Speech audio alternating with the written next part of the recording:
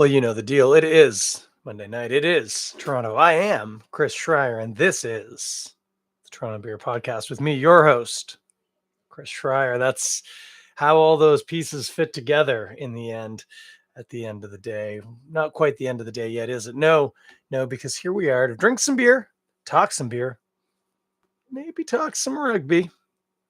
Mostly drink beer. And that's what we are going to do just after I introduce you to my buddy Rob Currie and the Currie brothers. Check out this track. It's a banger.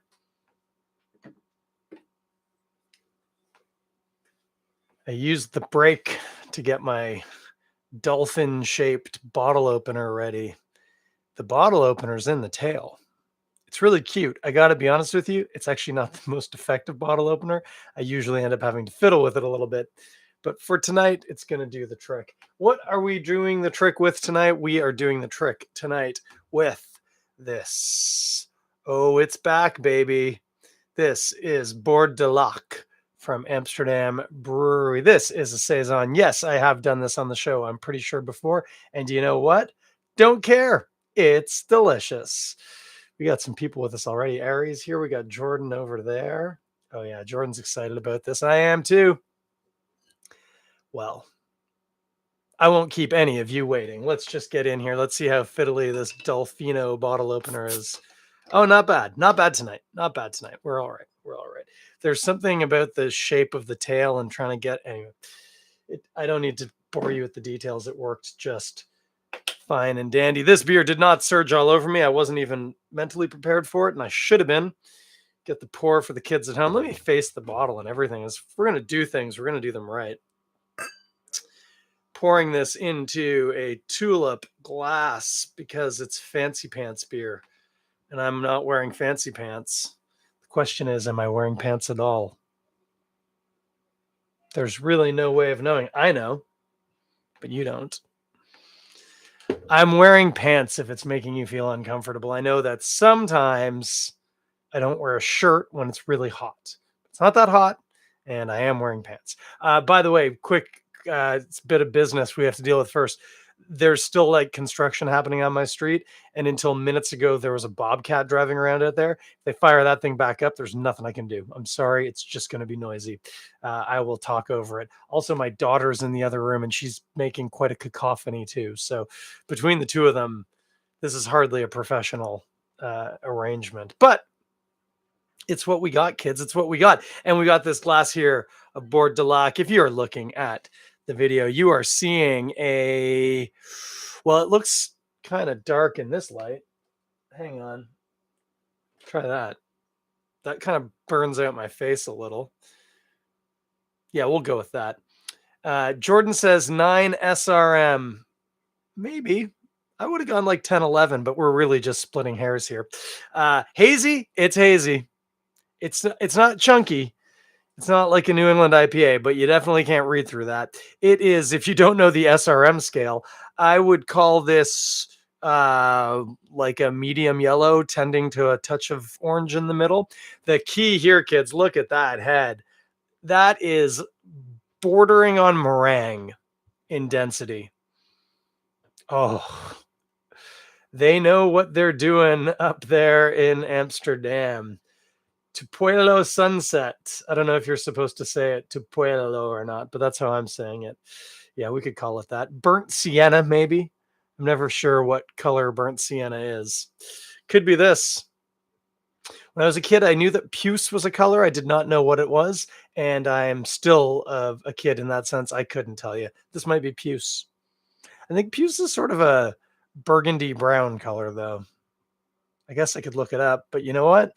I'd rather drink this beer. As I say, have I had this before? Yeah, many times.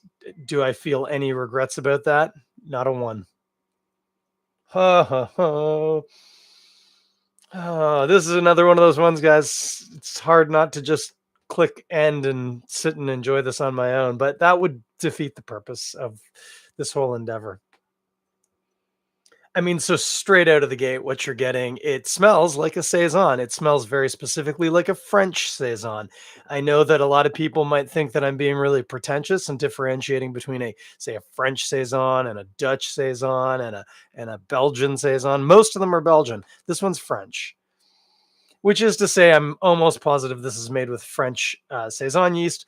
And if I want to get really specific, it's probably 3711, my beloved saison yeast from my homebrewing days. I say this because I know that it's used, they've used in the past in Amsterdam, and also I know how it smells, and how it smells is like this. What's like this, you ask? Estery. You get some lemon, which is probably actually coming from the yeast. This is not going to have been hopped with like a lemon presenting hop. This has almost certainly been hopped with a noble hop. And again, knowing the brewer Ian, if it's not at least partially Styrian Golding, I would be very surprised. There is probably some French hops in there, like I don't know. What are some French hops? Strissels, exactly. That's what I was going to say. Yeah, Jordan thinks there's Strissel spalt in there. Could be. I get a spicy note that I always associate with Styrian Golding, but not sure. Anyway, the point is, it's not like there's El Dorado in this. This lemony scent is getting driven predominantly, pardon me, predominantly from the yeast. Also, with that, so there's this citrusy juiciness, but it also almost touches on citric acid, which always makes me think sweet tarts, the candy. Other beautiful side of this is you definitely get a nice doughy bread malt profile, but also I think rye. We're going to see when I taste it. It's got something else in there, and I think it's rye.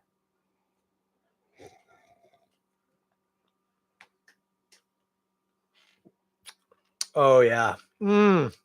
So bright, so refreshing, but so dry. Bone friggin' dry. That's another reason why you know that there's 3711 in it. That yeast will eat anything. It will kill and eat you and your family if it could. Thankfully, it can't. Mm. Mm. Did I mention the effervescence? It's exploding in my mouth. It's like cocaine bear. I should have just set up and had Jordan as a guest. This would have been hilarious. Okay, so let me get a little bit more specific. Take a sip. Ooh, it's a nice beer. Very bright and refreshing. Right off the top, you get this big mix of citric acid and lemon with spicy notes, spice cabinet notes, probably a little peppery, not even clovey necessarily. I don't think, but that sort of spice cupboard, the aroma of opening a spice cupboard, get a bit of that. As the what we call the mid palate, as the beer is crossing across your tongue, you're made abundantly aware of the mouthfeel, which, as I say, very effervescent and bubbly, but also there's a real nice creaminess to the body, lending further to my theory that there's something other than malted barley in here, and it could well be rye. That would also lend to the spiciness somewhat. There could also be wheat in here, and again, that lemoniness, certainly some wheat would help support that. So that could be in there too. I haven't read the bottle since the last time I had it, which was at least a year or two ago. I haven't read it today. I'm not sure if this information is going to be conveyed to us or not, but I'm hoping I get to find out. As it finishes, like I say, bone dry, and actually with some hoppy bitterness there, which makes sense. It should. It's not hoppy bitterness like an IPA, but there is a nice, snappy, hoppy, dry finish. And the fact that the beer has left nothing in terms of residual sugar, you do get left with a little bit of a lemony aroma on your palate too. There's an earthy quality to the hop, which again goes to the noble hop variety. Might even be whole cone, which you even get a little bit more of that. Not too green leafy on the hops, which sometimes you can get. It's a little like tea-like almost. This one, I'm not hitting that necessarily. Oh, I just got notification that my grain spawn bag to grow psilocybins is coming tomorrow. That makes me happy. I'm a little scattered today, by the way, guys. I'm all over the map, but I'm only in one spot with this beer, and it's heaven. So delightful. Yeast character, by the way, very prevalent at the beginning with those spices. There is a little bit of the yeasty esters on the finish too. Some of those spices show through, which again, yeast, probably, and hops, probably both. Hard to separate those two out. Delicious. If you like delicious things, you'll like this beer. No, I was going to say, especially if you're into saisons, and especially if mainly your saison experience has been like what I would call New World saisons, which I'm using not in the context of like, so to be clear, uh, Scartman, who are, absolute royalty in the craft brewing scene, not just here in this province, but in this country and to a great extent in the US as well.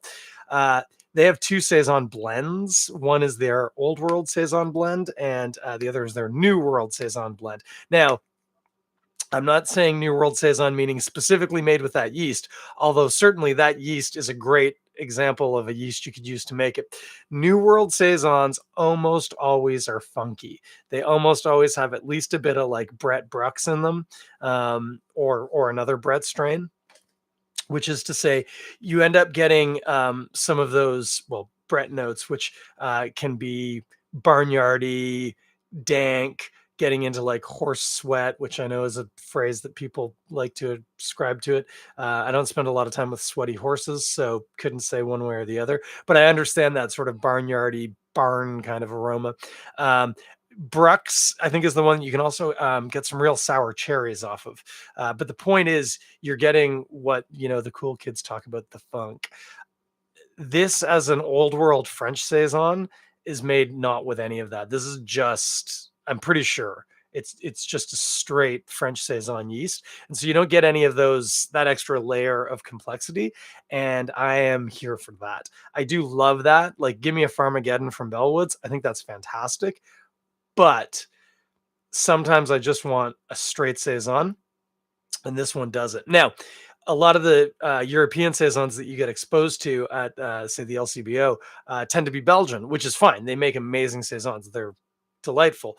But as I say, this is more of the French style. Now, the Venn diagrams of French and Belgian saison are almost a perfect circle, but there are wings to them, and this really does show, especially that yeast characteristic, a real nice bit of French saison yeast. Mm, mm. And I do like it. Oh, do I like it? Thinking more about those grains, that density could be a mix of wheat and rye. Could be. There could be some oat in there. I don't think there is, but it wouldn't be it certainly wouldn't be unusual stylistically. Um, I also want to know more about that color because, as Jordan and I noted, this is obviously not straight barley. There's something slightly darker in it. So I'm thinking, and the haze again, that could be the rye, could be wheat, could be oats. Jordan's asking, is it like Blages as opposed to DuPont? And Kara Munich, okay, let's deal with the first question first. I can't remember the last time I had that first beer. So I got to go with I'm not sure. The reason why I'm going with it as French is because when I got into making saisons, I would use 3711, which was very specifically a French saison yeast. And sometimes I would do split batches, one with 3711 and one with DuPont yeast. And they were notably different, tending on the French side to be more like this. So that's why I'm ascribing it to be that. In terms of the color, because there is something slightly darker. So could be just the rye. That rye sometimes will add a couple of points on the SRM depending on how much you use. I don't think they would have used that much. So I have to assume something darker, Cara Munich possibly, Um, or I mean, actually, it probably is. It's probably Cara Munich, or it could actually just be Munich, not Cara Munich. Um, that would be well within Ian's wheelhouse to oversee in terms of production. And we're going to find out when I look at the bottle in a minute. I hope. Mm-mm-mm. Man, is it good though, and good value. I think it was $6.50 for a bomber. Really nice. Okay, we're going to take a look at ye old label. Nope, doesn't tell me anything. Defined by its drinkability and nuanced complexity, Bord du Lac is built around noble hop character. Okay, so we can noble hop character. Stristle for sure is noble, as is Styrian Golding. So it could be either or both of those, but we don't know. This is our interpretation of what we hope for in a classic Franco-Belgian saison. Drink fresh or age up to 1 year. By the way, age longer if you want. Just make sure you're being safe while you do it. Keep it cold. Keep it in an ice box. It is 7.3% alcohol. Another indicator of that French saison yeast, which will literally convert your toenails into alcohol if you give it the opportunity. I don't know how, but that yeast is a monster. I made saisons with that yeast. Now, I got to give it to you in gravity because my hydrometer, which is what we use to measure the gravity of the liquid, which is basically a shorthand way of trying to figure out what the alcohol content is, but also to see how far along the fermentation has gone. Basically, the more sugar there is in suspension in the liquid, the higher the gravity. It's heavier, basically. And as the yeast is consuming the sugar in the liquid and converting it into alcohol and carbon dioxide, the carbon dioxide obviously comes out. Oh, hey, what's up, Jess? And the alcohol stays in. Alcohol is lighter than water, so the gravity comes down, down, down, down, down, down, down, down. A 1 on the gravity scale is theoretically distilled water at sea level. So at 1, it's the same density as water. Most of the time when you make a beer, your gravity, you might start and it's like, we would say 1048, let's say, which is 1.048. Okay. Maybe 1056. Like that's going to get you a beer that's going to clock in the 5s, depending on what yeast you use to make it. This one clocking in quite a bit heavier at, what did we say it was? 7.8, 7.3. So this one's starting gravity. For 1, they would have measured it in Plato. It probably would have been like 15 or 16 Plato, which is probably in the 1060 range. But then the saison yeast has eaten all of the sugar. I had made beers, is the point I was making, using this yeast, assuming I'm right about the yeast, which I think I am, that their finishing gravity was below 1. So they were clocking in at like 0.998, 0.997. Because of the fact that there was alcohol in it and there was literally no sugar, the beer was lighter in gravity than distilled water at sea level. It's a pretty aggressive yeast. The other really cool thing about it, if you're a home brewer or if you're considering becoming one,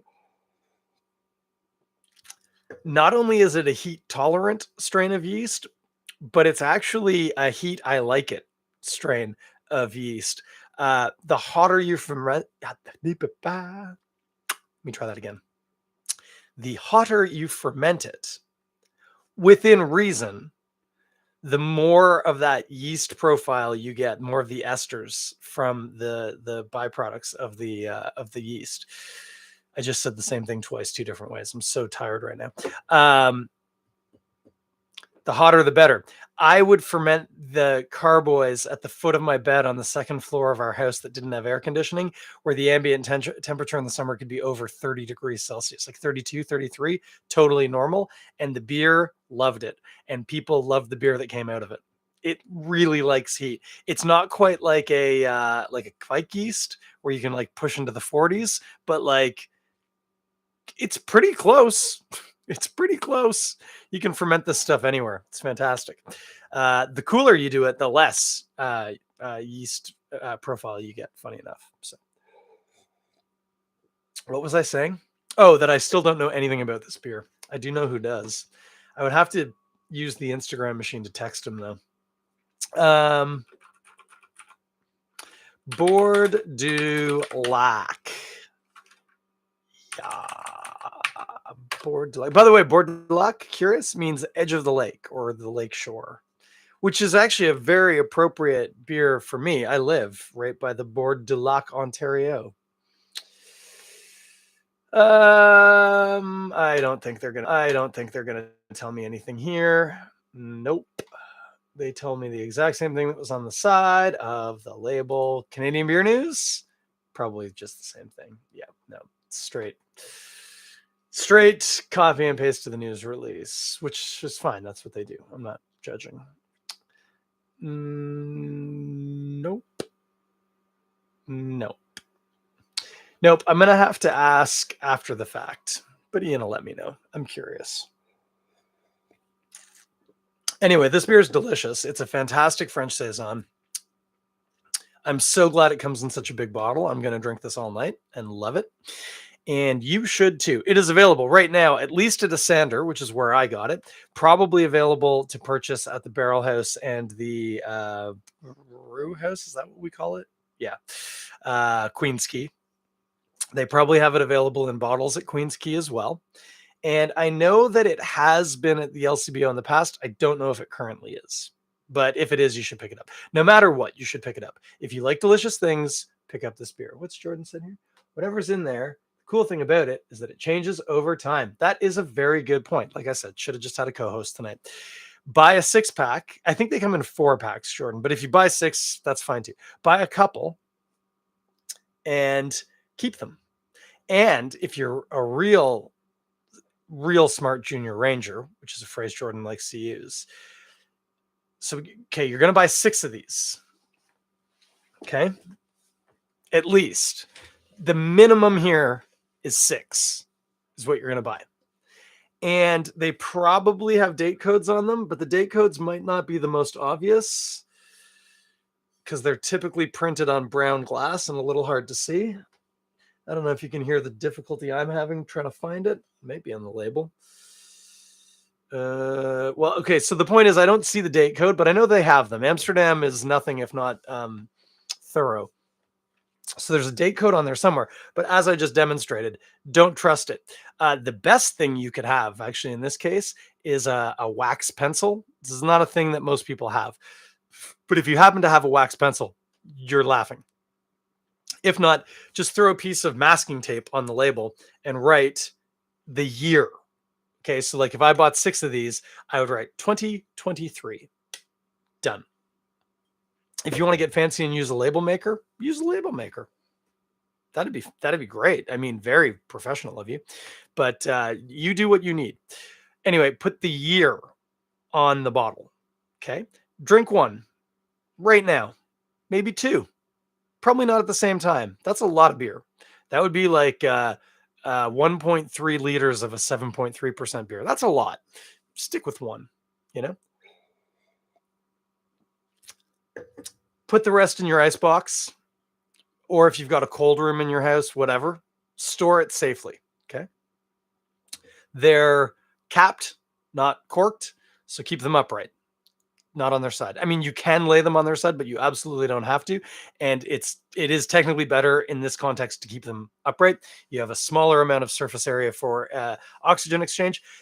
Again, Amsterdam, very good at what they do. A very modern, high-tech brewery, but there is going to be some dissolved oxygen in there, and you will get some level of oxidization, and it will be reduced if the surface area for contact is just the neck of the bottle. So don't turn it sideways. Thank you. Next, wait. And then next year, when Bord du Lac comes out, buy 6 and put a piece of tape on with the year. It'll be 2024. And drink 1. And then drink one of last year's. Have them in 2 glasses at the same time and compare. Here's what's maybe going to happen. The yeast profile will probably be roughly the same. Roughly.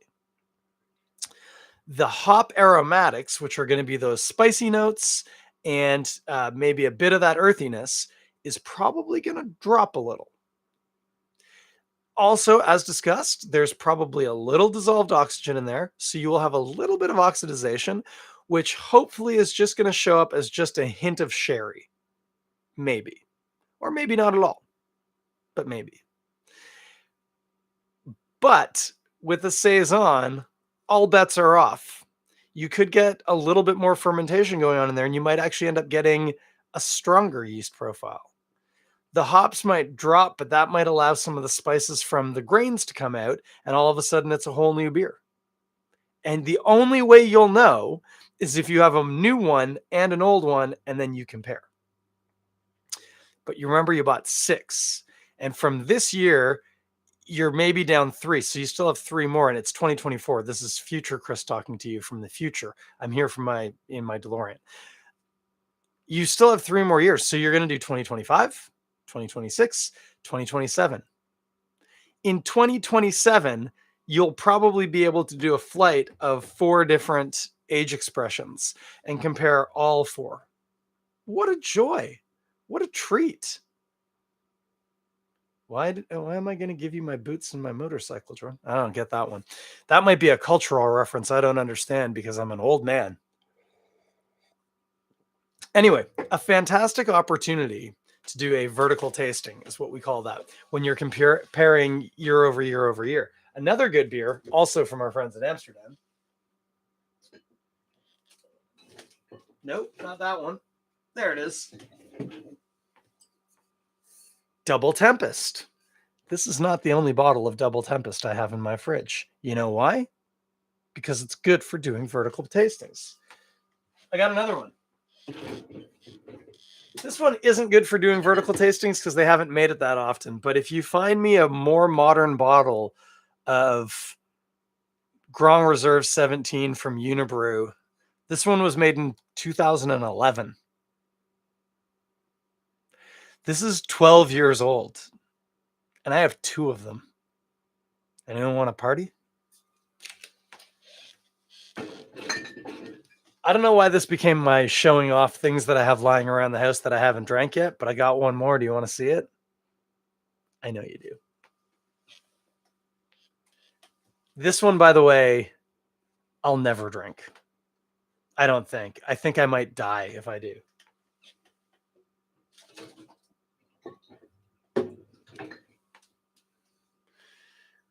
This is Dirtbag McQuag malt liquor from Great Lakes Brewery. You can even see in the video all the floaties. That's disturbing. There's a huge yeast sediment here. Not okay. You do not want to drink this. This is like poison. But it does say it's malt liquor for fine gentlemen, and I do find myself a fine gentleman. So anyway, all that's to say, that was a little lesson in vertical tasting and why Bord du Lac, especially at the price point, $6.50 a bottle, really does give you the opportunity to stockpile some of these. So I would invite you to do so. Another sip. We haven't talked about food, but you know what you're going to eat with this? You're going to eat friggin' mussels like a normal person. Be amazing. You know what else? Actually, okay. Sit down and strap in, kids. Don't strap on. I mean, strap on if you want to, but not with me right now. Strap on later with a consenting person who loves you, or at least tolerates you. It's great that my wife just joined. What was I going to say? Food, right. Mussels will be great, but probably better than mussels with this. Hang on, kids. Oh, yeah. Okay.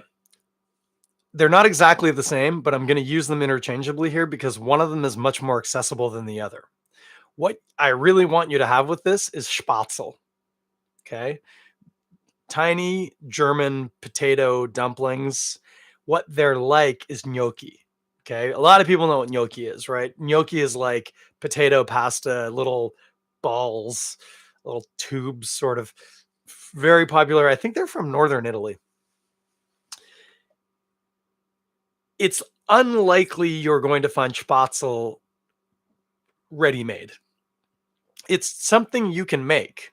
It's not necessarily the easiest, but in life, sometimes the things that take a lot of effort are the best. So maybe you should go ahead and learn how to make some spaetzle. It's also fun to say spaetzle. Or you can have gnocchi. Gnocchi you can buy pre-made. Should you? I guess if you want to make Italian grandmothers cry, it's not that difficult to make. It's just labor intensive. I'm going to give you a hot tip. And I'm going to tell you guys, this is the sort of information, this is bordering on a magician telling you how to do a trick. Okay? But my claim to fame here is that I am not, as far as I know, remotely Italian. So I'm not betraying a nonna somewhere who is going to cry because I gave away the secret. If you make gnocchi, don't boil your potatoes to cook them. Roast them. Bake them in the oven. Bake the potatoes, take them out, let them cool a bit, split them in half, scoop out the potato, and use that to make the gnocchi. If you want your gnocchi to taste like someone's nonna's gnocchi, there's a lot of weird consonant things going on with these words. It's tricky. If you want your gnocchi to taste like a nonna's gnocchi, roast your potatoes, don't boil them. Anyway, what are we having with this? Spaetzle, ideally, or gnocchi. If you have spaetzle, it's often pan fried. Oh gosh. Oh, rugby nights. I always think it's going to be a really good idea to wait and have my dinner after we walk the dog, because when we walk the dog, I tend to smoke a joint, and that makes dinner just, and like I have to come right home and do the podcast. It's just a question of whether or not I'm going to eat before the dog walk or after. And at that point, I can just eat after. But I am hungry. And just thinking about spaetzle in some nice brown butter with some sage and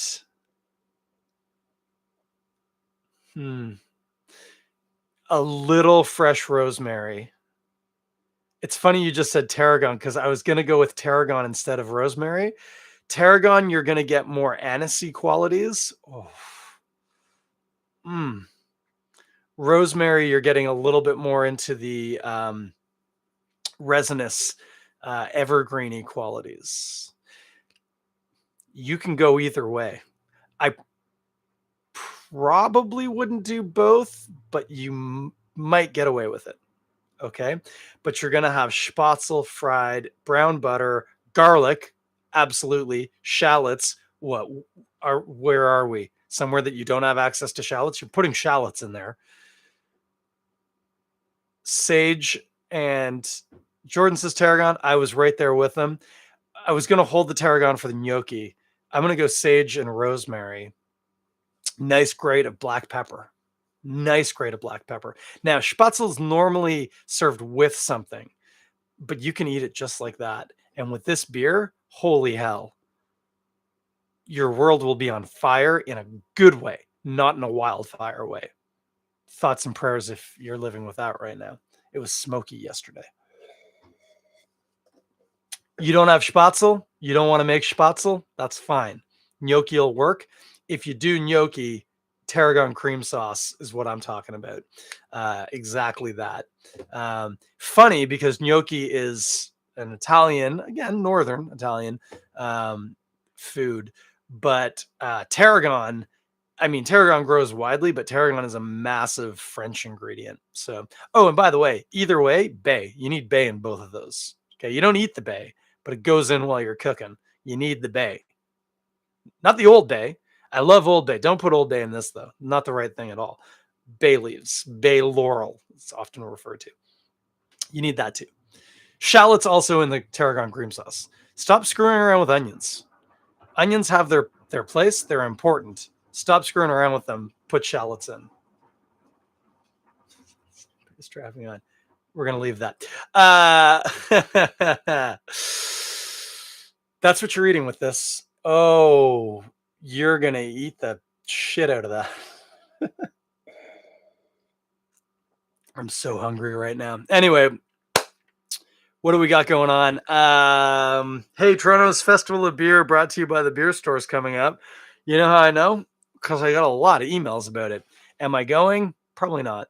I have nothing against Toronto Festival of Beer presented by the beer store. Nothing at all. It does exactly what it says on the can.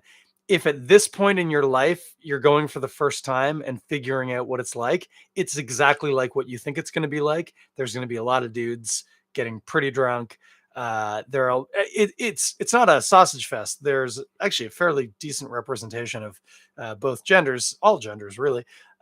But there will be a lot of dudes being really loud and getting drunk, and that sort of thing happens. There are massive customer experience zones. If you're a brewery that uses phrases like customer experience zones, you're probably not in my wheelhouse, but you're in a lot of people's wheelhouses. That's why you have the customer experience zone. And if you are a customer who wants to get experience in that zone, which sounds really questionable, go ahead and experience that zone. There is always a really good craft beer representation there. And if you think about it, the market for this beer is not people who listen to this podcast. Don't let that stop you. It's a fun time. It's actually, in the grand scale of beer festivals, it's not bad value from the point of view of the customer. There's tons of great food. It's a fun day. It's fun. Just don't go in expecting cask days. It's a completely different event. So that's coming up. Is there other stuff? Probably. I always like to say Google exists. I don't go out much, so I don't pay that much attention. You know how it is. I would be remiss not to point out that we do have rugby on this weekend. Balmy Beach Club. We are playing all 5 games at Tubbs and G Gage. That means senior women 10:30 kickoff. TRU 2s. That's the team that I sometimes play for. I might even see some game time this weekend, friends. Oh, wouldn't that be great? Kicking off at noon. TRU 1s, 1:30. I'm just doing the math here. ORU 2s at 3 and ORU 1s at 4:30. That's the banger game. Either the women first thing or the ORU 1s at the end. We bookend the best parts of the day as far as I'm concerned. I believe there will be some grown-up beverages available. There, I think, might also be a food truck coming out again. I'm not sure about that one. But guess what? You can use like Skip the Dishes or Uber Eats and they deliver to the field. I say this having done it. It works every time. Come out and watch some rugby. It's going to be fun. There's nothing super specific going on. It's just going to be a good weekend of rugby. And I don't have any mini rugby this weekend, so I am unencumbered. I can just go and rugby. Oh, it's going to be great. That's what's happening in my life right now. What else? Nothing. Okay, homework, kids. Make some spaetzle. It's not that hard. You will be surprised to learn that you might find yourself using a cheese grater. I don't want to spoil the surprise, but you might find yourself using a cheese grater. A cheese grater that you will then spend a not insignificant amount of time cleaning, but it'll be worth it. It'll be worth it. Spaetzle. Ooh. Now I want to go make some spaetzle. I'm going to have a salmon burger for dinner. It's also going to be delicious. With this beer will work great with a salmon burger. I never explained why that food was going to work great. You have to believe me on this. It's going to work great. This is going to work great with a salmon burger because Erica made a delicious dill yogurt mayonnaise dressing to go on the burgers. I have got a difficult relationship with dill. I love it. I love what they're doing with the pickles. I love that. I'm okay with what they're doing with the chips. After that, it gets a little touch and go, and I've got some bad history. But that dressing in that fridge on that salmon burger is going to be lights out. Telling you, I'm telling you. I'm going to have it with this beer and I'm going to be a very happy camper. You should be too. You know why? Because this week's going to be beautiful. Patio weather, full effect. Cafe TO, sore spot if you're Volo. And I'm sorry, I hope you figure that out. But everybody else, get out there. Sit on a patio. I was on a patio Saturday night. I kept getting in trouble because I kept standing up with my beer and that's not allowed. It's like, what is this? Prohibition? Anyway, get out there. Get into a patio. Support a local brewery. A local brewery. That's where we're at now, kids. Oh, Jordan says they did. They sorted it out. Great. Volo's got their Cafe TO back, as they should. As they should. And you should go sit on it and drink delicious beers, and especially at Volo, get some delicious food. Holy moly. And buy Bord du Lac from Amsterdam Brewery. Available, I'm pretty sure, everywhere at this point. Amsterdam, I think, is still doing delivery, too. Has anyone stopped doing delivery? That's the question. I sure hope not. Man, getting beer delivered to your house is just the best. It's just the best. You remember the glory days of COVID when people were really not allowed out and it was all like clandestine? Person would come to the door and do like a secret knock or something, and you would tip your hat to them and they'd look you up and down and go, "You look old enough." And they'd leave it on your porch, and then you'd go out and pick it up and get totally plastered at 11 in the morning because what else did you have to do with your life? Those were the days. Well, I'd like to thank my unofficial co-host on YouTube, Jordan St. John. I understand, Jordan, you've maybe mothballed the podcast. Do you want to come on here sometime, man? We could do this. We could do this together. I'm fine. I don't mind sharing. I don't. Anyway, we'll figure it out. That'd be great, right? Me and Jordan chatting beers. Who wouldn't love that? It's my favorite thing. Just sitting down and talking beers with people. The only problem is I'm lousy at scheduling, and I only think of it when I sit down at the computer and go, "Oh yeah, I didn't really bother to do that again for the probably 114th time." Anyway, that's what we got going on. Hey, I'm going to leave. Before I go, remember, check out Rob Currie. This song, you like this song? Do you like surf rock? You should like surf rock. Do you have ears and like things that sound good? Yeah, you should get into this. Check out the record. Link will be in the description. Funny enough, called Link Ray Gun. Rob Currie and the Currie brothers this past weekend played the Tall Pines Festival in Gravenhurst. Pretty legit, guys. Serena Ryder, yeah, she was there. Blue Rodeo, yeah, they were there. Tokyo Police Club might have been too, now that I say it. I'm not sure who else was there, but Rob Currie and the Currie brothers played on Saturday, I think. They're legit. Get this EP. Link is in Bandcamp. I don't know why I have to keep telling you this. Just go and buy it. You're going to like it. It's great vibe music. So good.